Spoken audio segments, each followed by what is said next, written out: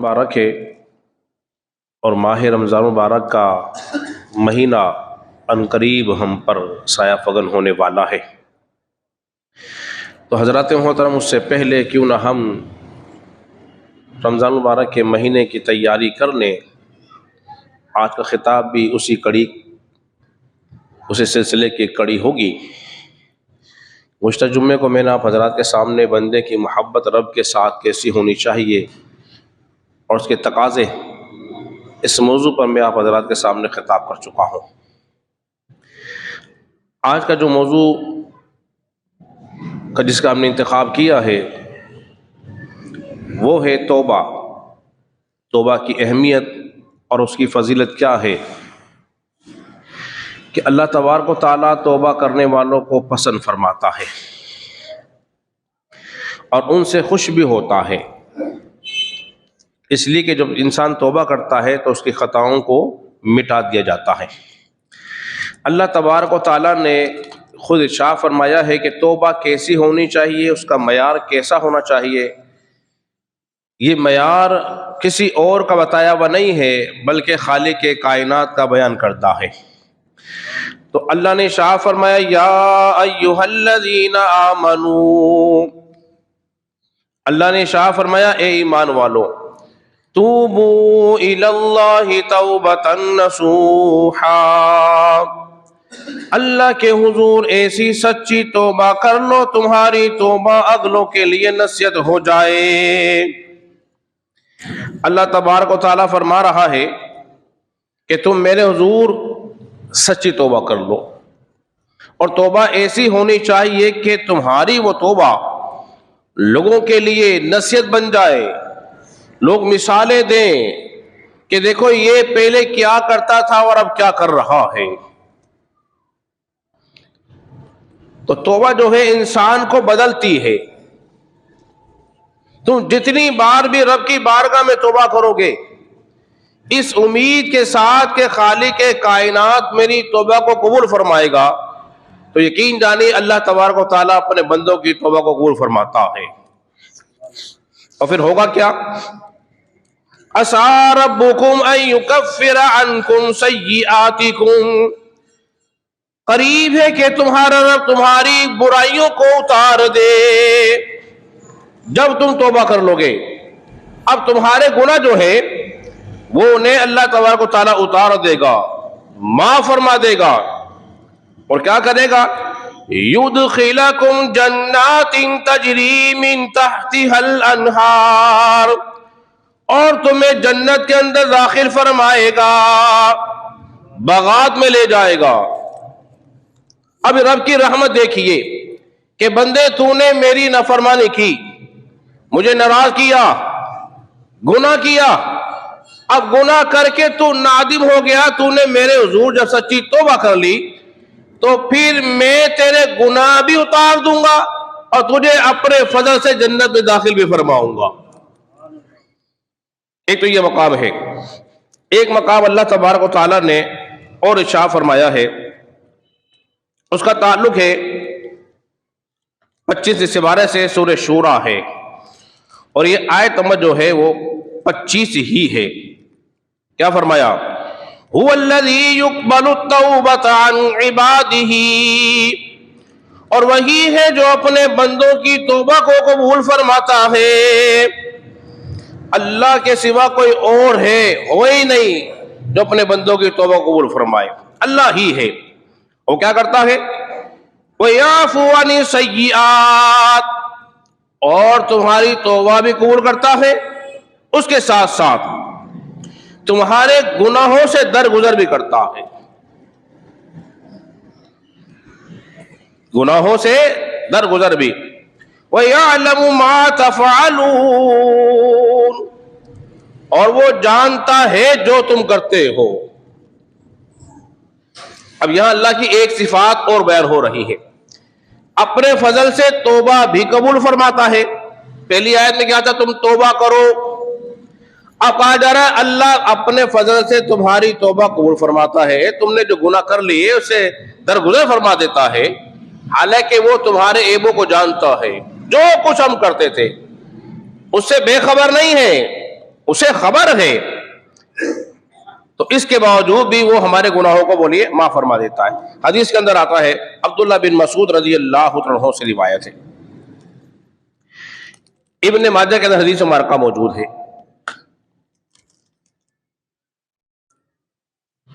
ابن ماجہ جلد 2 اور باب اس کا توبہ کا باب ہے۔ عبداللہ بن مسعود رضی اللہ عنہ بیان کرتے ہیں، نبی پاک صلی اللہ علیہ وسلم نے ارشاد فرمایا کہ گناہوں سے توبہ کرنے والا ایسا ہی ہے جیسے اس نے کوئی گناہ کیا ہی نہیں ہے۔ ارے بول دیجیے نا سبحان اللہ، رب کی رحمت کی بات ہو رہی ہے۔ کیا فرمایا جا رہا ہے کہ گناہوں سے توبہ کرنے والا ایسا ہی ہے جیسے اس نے کوئی گناہ ہی نہیں کیا۔ تو مطلب کیا ہے ایسا ہی ہے؟ جب بندہ اللہ کے حضور توبہ کر لیتا ہے تو خالق کائنات اس کے گناہوں کو مٹا دیتا ہے، جیسا کہ ایک اور حدیث میں آتا ہے، فرماتے جب بندہ توبہ کر لے، انس بن مالک رضی اللہ عنہ اس حدیث کے راوی ہیں،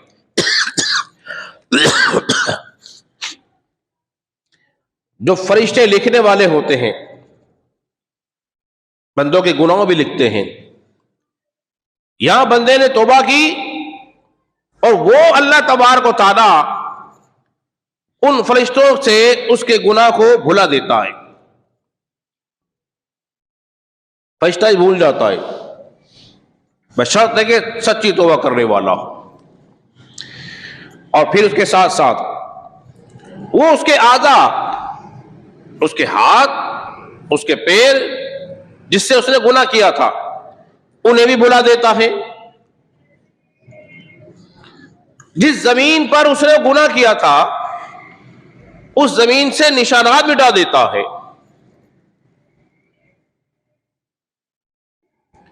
اسے نشانات مٹا دیتا ہے۔ اور جب قیامت کے دن اللہ تبارک و تعالیٰ سے ملے گا تو ایسا ہوگا اس پر کوئی گناہ واقع نہیں رہے گا۔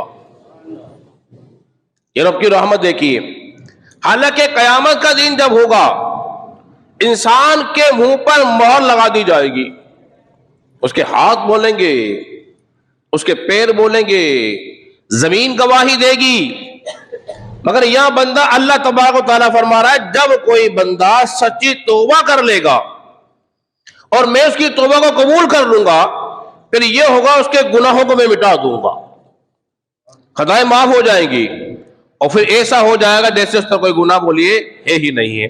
اس کی ایک مثال قرآن مجید فرقان حمید کے اندر ہمیں اور ملتی ہے۔ یہ سورہ فرقان ہے اور سورہ فرقان کی آیت نمبر جو ہے وہ 70 ہے اور یہ 19 سے 12 ہے۔ کیا فرمایا؟ اِلَّا مَن تَابَ وَآمَنَا، مگر وہ جو توبہ کی ایمان لائے۔ اب یہ توبہ کفر سے بھی ہو سکتی ہے جب ایمان کی بات ہو رہی ہے، اور پھر کیا کیا؟ وَعَمِلَ عَمَلًا صَالِحًا، اور پھر انہوں نے نیک کام کیے۔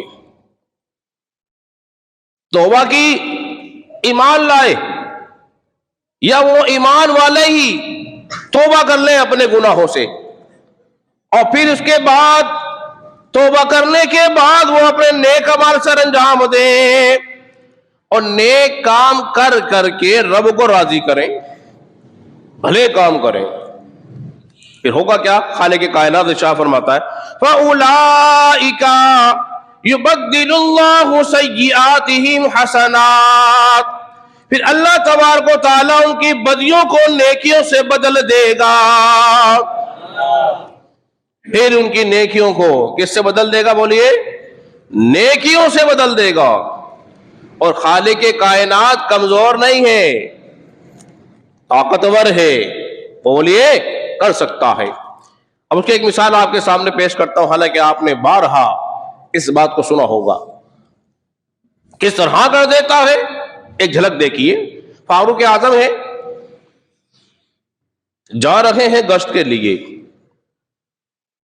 ایک نوجوان سے سامنا ہو گیا جس کے قدم لڑکھڑا رہے ہیں، شراب پی رکھی ہے، چادر اوڑی ہوئی ہے، اور فاروق اعظم رضی اللہ عنہ کا جلال، آپ کا مقام و مرتبہ، جب کسی کو دیکھتے فوراً سزا۔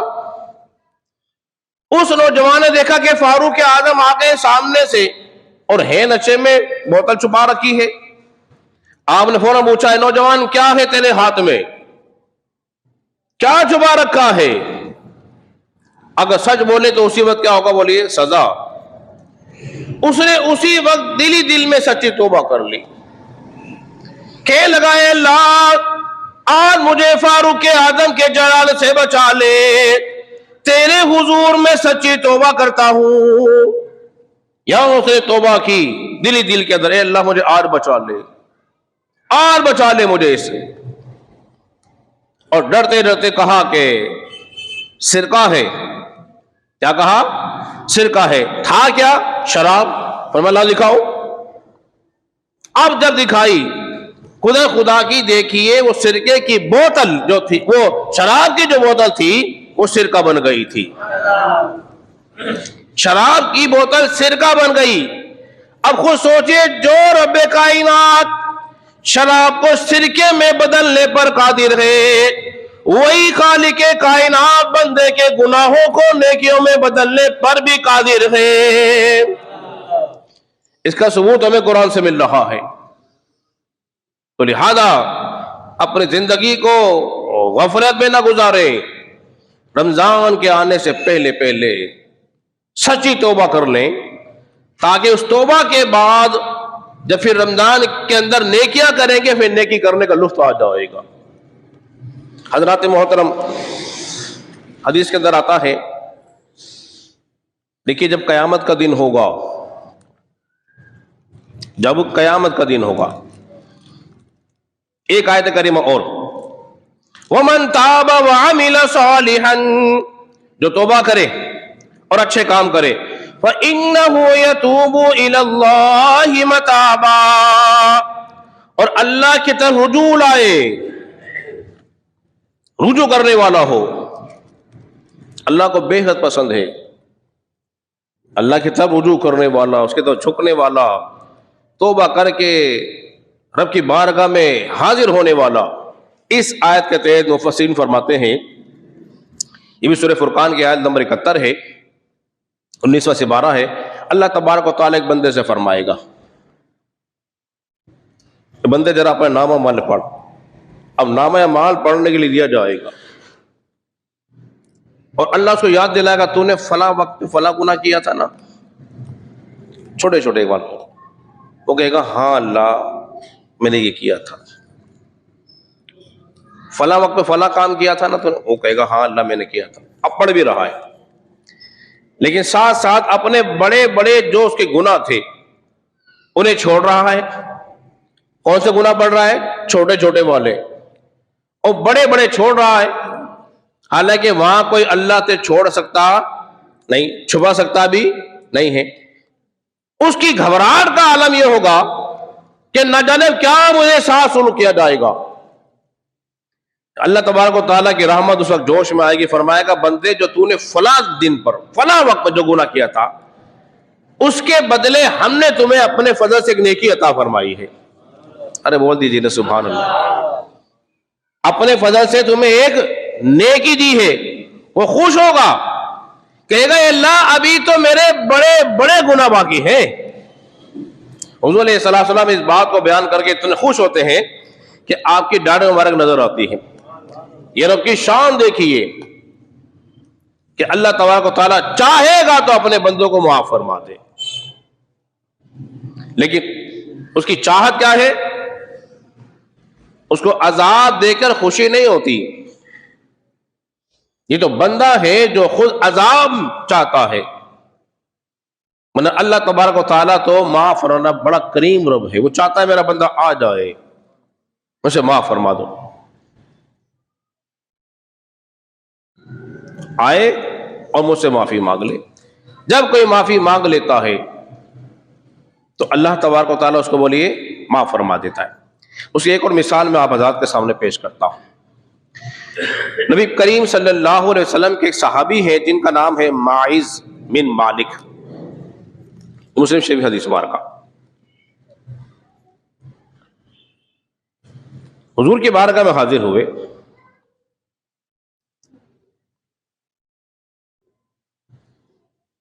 اور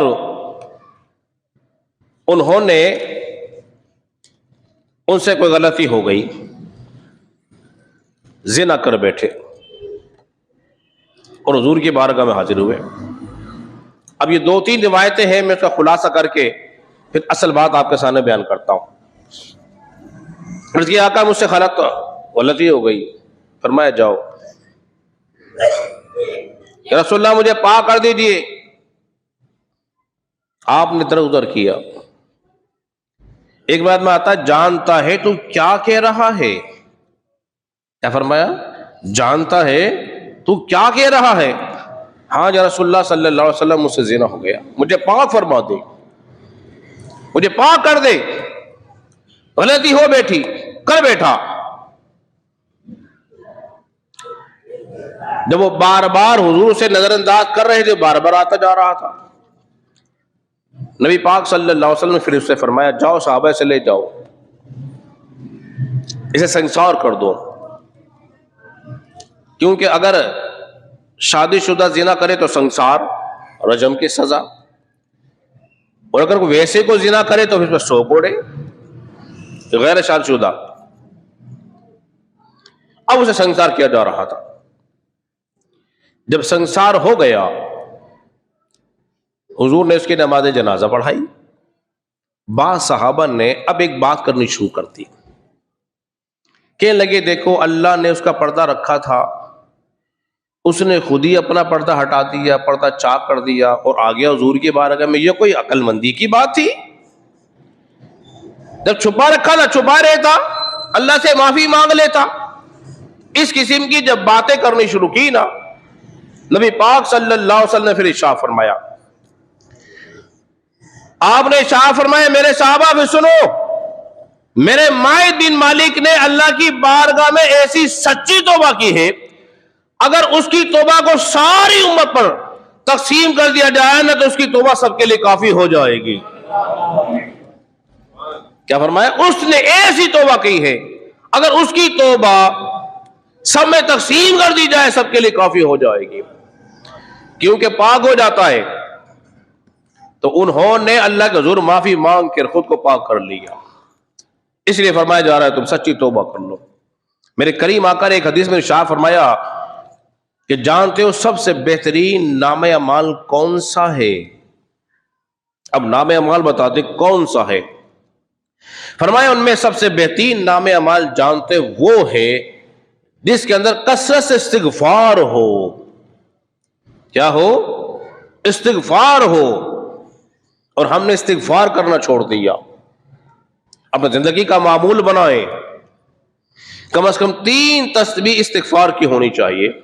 فجر کے بعد استغفر اللہ یا استغفر اللہ ربی من کل ذنب واتوب الیہ، عصر کے بعد، اور ایک تسبیح سونے سے پہلے ادا کرے اور سچی توبہ کر کے سوئے، اپنے گناہوں کی معافی مانگ کے، نہ جانے صبح کو اٹھے کہ نہ اٹھے، یہ معمول زندگی بنائے۔ حضرات محترم، استغفار کے بے شمار فوائد ہیں، بے شمار فوائد۔ امام حسن کے بعد نا ایک شخص آ گیا، اور آنے کے بعد اس نے کچھ شکایت کی۔ کیا شکایت کی؟ مسئلہ لے کر آیا ہے اپنے پاس، کہنے لگا حضور والا میں بڑا پریشان ہوں۔ آپ نے فرمایا کیا مسئلہ درپیش ہے؟ اس نے کہا کہ بارش نہیں ہو رہی، پہلے سال ہی ہے، بڑی تکلیف ہے، تو لہذا آپ دعا فرمائیں یا کوئی وظیفہ بتائیں۔ آپ نے فرمایا استغفار پڑھا کر۔ کیا کہا؟ استغفار پڑھا کر۔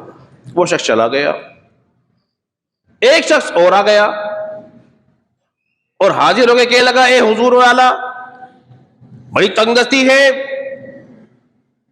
حالات بڑے سخت چل رہے ہیں، تنگ دستی کا عالم ہے، کھانے پینے کی اشیاء موجود نہیں، گھر کا گزارا بے حد مشکل ہو گیا ہے، تو ایسے وقت میں آپ کی خدمت میں حاضر ہوا ہوں تو آپ کچھ کرم فرمائیے. آپ نے فرمایا استغفار پڑھا کر. ایک اور شخص آ گیا, کہنے لگا کہ میں بے نسل ہوں, ابھی اولاد کی نعمت سے محروم, تو علت اولاد ہے, تو کچھ کرم فرمائیے. آپ نے فرمایا کہ استغفار پڑھا کر. 3 لوگ آئے, علیحدہ علیحدہ کیس بیان کیا, آپ نے سب کو مسئلہ ایک ہی بتایا.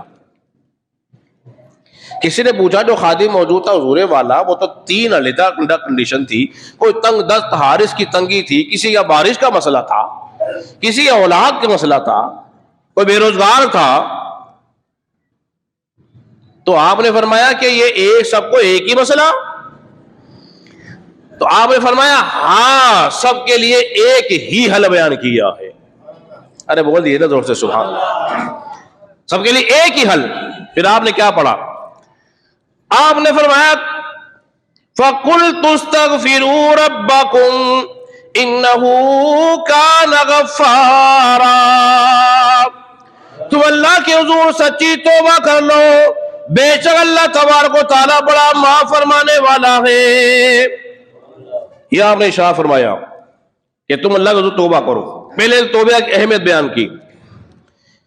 دیکھو توبہ کرو, وہ بڑا غفور رحیم بخشنے والا ہے. پھر کیا فرمایا؟ وَيُرْسِلِ السَّمَاءَ عَلَيْكُمْ مِدْرَارًا. پھر وہ رب کائنات تمہارے اوپر موسلا دھار بارش بھی برسائے گا. جو آیا تھا نا کہ بارش کا مسئلہ ہے, بارش نہیں ہو رہی, قحط سالی ہے, وہ فرمایا وَيُمْدِدُكُمْ بِأَمْوَالٍ وَبَنِينَ. اور فرمایا اللہ تبارک و تعالیٰ تمہیں بیٹیاں بھی دے گا اور بیٹوں کے ذریعے تمہاری مدد بھی فرمائے گا, بارشیں بھی دے گا, تمہیں اولاد بھی دے گا, مال بھی دے گا. وَيَجْعَلْ لَكُمْ جَنَّاتٍ وَيَجْعَلْ لَكُمْ أَنْهَارًا. اور پھر تمہیں اللہ تبارک و تعالیٰ باغات دے گا اور تمہیں پھل بھی دے گا. مَا لَكُمْ لَا تَرْجُونَ لِلَّهِ وَقَارًا. اور خالق کائنات تمہیں عزت و وقار بھی عطا فرمائے گا. تو اللہ تبارک و تعالیٰ نے 4 باتیں سے بیان فرما دی. بارشیں بھی ہوں گی, اولاد بھی ہوگی, مال بھی آئے گا, اور اللہ تمہیں عزت و وقار بھی عطا فرمائے گا. اور شرط کیا ہے کہ تم سچی توبہ کر لو. جب تم اللہ کے حضور سچی توبہ کرو گے, پھر اللہ تبارک و تعالیٰ اپنے انعام و اکرام کے دروازے تمہارے پر کھول دے گا. تنگ دستیاں دور ہو جائیں گی, بارشیں نازل ہوں گی, اولاد بھی اللہ خوب دے گا. اور یہاں پھل نہیں کہا ہے, باغات کہے ہیں. اب میں یہاں ایک بات کہنا چاہتا ہوں, اگر کوئی شخص مالدار ہونا چاہتا ہے, کیا ہونا چاہتا ہے؟ مالدار. اب میں پوچھوں نا کون کون مالدار ہونا چاہتا ہے؟ دل میں سبھی خوش ہو رہے ہوں گے, سبھی ہونا چاہتے ہیں. تو استغفار کو لازم کر لو. کیا کر لو؟ لازم کر لو. بس استغفار پڑھنا ہے. یہ تمام وظیفوں کا سردار وظیفہ ہے. امام احمد بن حنبل جو تھے نا, وہ کسی ایک شہر سے دوسرے شہر چلے گئے اور رات کے وقت پہنچے. کوئی کام تھا انہیں, وہ کام نہ ہو سکا کسی وجہ سے. نماز بھی ہو چکی تھی, نماز عشاء انہوں نے بعد میں پڑھی, اور آپ انتظار میں تھے کہ میں مسجد میں ٹھہر جاؤں, کوئی جاننے والا میرا موجود نہیں. انہوں نے کہا بابا جی چلیں آپ, ہم تو مسجد بند کریں گے, یا ٹھہرنے کی اجازت نہیں. جس طرح ہمارے یہاں کوئی آ جائے ہم بھی گئی کہتے ہیں بھائی چلے جاؤ, ہم تمہیں جانتے ہی نہیں, اور کیسے مسجد میں ٹھہرنے دیں. آپ فرمانے لگے میں مسافر ہوں, مجھے یہاں ٹھہرنا ہے, میرا کوئی یہاں پر نہیں. بولے نہیں بس آپ جا سکتے ہیں. انہوں نے آپ کو مسجد کے باہر کھڑا کر دیا, اور آپ بڑے پریشان تھے. ایک شخص نے اس منظر کو دیکھا, کہنے لگا لگتے ہو تم مسافر ہو. انہوں نے کہا جی ہاں میں مسافر ہوں, مجھے رات گزارنی ہے, لیکن یہ مجھے مسجد میں رات ٹھہرنے دیتے نہیں. اس شخص نے کہا اچھا ایسا کریں میرے پاس دکان پر آ جائیں, مجھے کچھ کام بھی ہے, آپ آرام کر لینا, میں اپنا کام کرتا رہوں گا. انہوں نے کہا چلو یہ بھی اچھی بات ہے. وہ تھا نان بھائی. کیا تھا؟ نان بھائی. اب اس نے آٹا لیا, آٹا لے کر کہہ رہا ہے استغفر اللہ استغفر اللہ استغفر اللہ, بس کام کر رہا استغفر اللہ استغفر اللہ استغفر اللہ. جب استغفر اللہ پڑھنے لگا, جب کان میں آواز آئی استغفار کی, آپ نے پوچھا استغفار پڑھ رہے ہو؟ اس نے کہا ہاں. فرمایا کیا پایا, کیا ملا, کچھ فائدہ بھی ہوا کہ نہیں ہوا؟ بس ایسا ہی, جس طرح میں کسی کو تہذیب بتا دوں, وہ دو چار تہذیب پڑھنے کے بعد کہتا ہے دو چار کون سا ابھی تو فائدہ نہیں ہوا. وہ بھائی کچھ جادو تھوڑی ہے جو 2 دن پڑھ کے آئے گا تو دمیز میں سے پانی نکال دے گا یا کوئی اور دیگر معاملات ہو جائیں گے. ذرا محنت کر, مجاہدہ کر, توجہ لگا, جب جا کے دل کے دروازے کھولیں گے تو پھر اللہ کرم فرما دے گا. اس نے کہا ہاں اللہ پہلے غریب آدمی تھا, اللہ نے مال بڑا دیا ہے. کیا کہا؟ پہلے غریب آدمی تھا, اللہ نے بڑا مال دے دیا.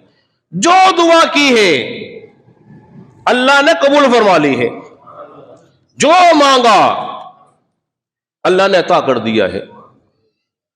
اور میں کوئی ایسی خواہش جو اب تک پوری نہ ہوئی ہو. کیا کہا؟ کوئی ایسی خواہش جو اب تک پوری نہیں ہوئی ہو. اس نے کہا ہاں ایک خواہش ہے میری جو اب تک پوری نہیں ہوئی.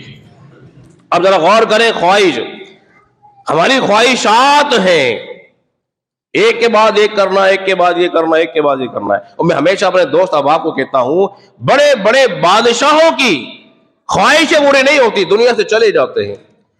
انسان کی ضرورتیں پوری ہو جاتی ہیں. لہذا ضرورتوں پہ فوکس کرو, خواہشات پہ فوکس نہیں کرنا چاہیے.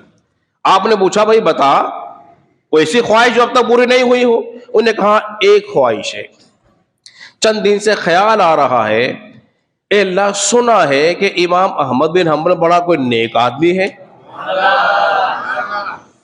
کیا کہ نہیں سنا ہے کہ امام احمد بن حنبل بڑا کوئی نیک آدمی ہے, بڑا اللہ والا ہے, بڑا علم والا ہے. چند دن سے خواہش پیدا ہو رہی ہے, اے اللہ تو میری اس سے ملاقات کروا دے, میں اس کی زیارت کر لوں, اس سے ملاقات کر لوں. آپ نے فرمایا اگر تیری یہ خواہش بھی رب کائنات نے پوری فرما دی ہے. بولے میں امام احمد بن حنبل ہوں. ایسا لگتا فرشتہ مجھے گھر سے یہیں لے کر آئے ہیں. یہ استغفار کی برکت ہے. لہذا استغفار کو عام نہ جانو خدا را, ابھی سے اپنے گناہوں کی توبہ کر لو اور توبہ کر کے رب کے حضور حاضر ہو جاؤ. آخری بات اور اپنی گفتگو ختم. جب کوئی بندہ توبہ کرتا ہے, توبہ کرنے والوں سے اللہ تبارک و تعالیٰ بے حد خوش ہوتا ہے. اس سے خوش ہوتا ہے بولیے, اللہ بے حد خوش ہوتا ہے. یہ بخاری کے اندر حدیث مبارکہ کا موجود ہے. وقت نہیں ہے میں پوری حدیث پڑھوں, بس صرف اشارتاً اس حدیث کو آپ کے سامنے بیان کر دیتا ہوں.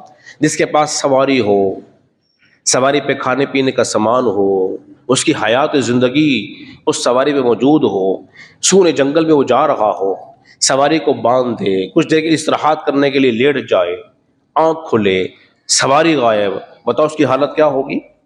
حضور نے مثال دے کے بیان فرمائی. بیابان جنگل, راستہ کوئی نہیں, چل آگے چل سکتا نہیں, سواری موجود نہیں, کھانے پینے کی اشیاء وہ سب غائب ہو گئی. فرمایا جیسے ہی تھوڑی دیر کے بعد اس کو سواری مل جائے, اس کو کتنی خوشی ہوگی, جتنی خوشی اس کو ہوگی اس سے زیادہ خوشی جو ہے رب کائنات کو ہوتی ہے. جب کوئی بندہ توبہ کر کے آ جاتا ہے تو رب کو راضی کر لو اور اس کے حضور توبہ کر کے اس کی بارگاہ میں حاضر ہو جاؤ اور نیک اعمال سمجھا دو, کیونکہ زندگی کا کوئی بھروسہ نہیں ہے کس وقت آنکھ بند ہو جائے. اللہ رب العزت کی بارگاہ میں دعا ہے خالق کائنات ہم سب کو سمجھنے اور عمل پہ